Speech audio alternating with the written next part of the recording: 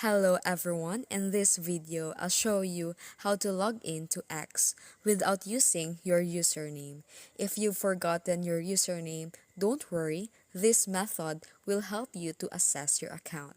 Let's get started. First, open the X app on your device. On the login screen, you'll see a standard sign-in interface.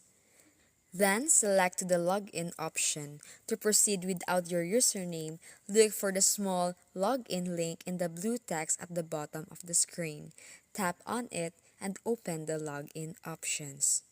Step 3. Use your email or phone number. On the next screen, you'll fields asking for your phone, email, or username. Since we're skipping the username, you can simply enter your email address or your phone number associated with your account. Step 4. Verify your identity.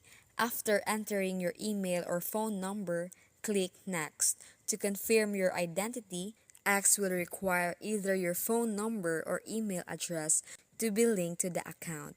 If you don't have a phone number connected, don't rely on your email.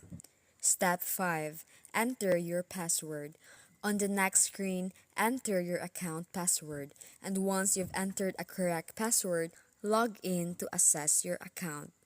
Important notes: if you don't have a phone number or email address linked to your account, unfortunately, you won't be able to log in without your username.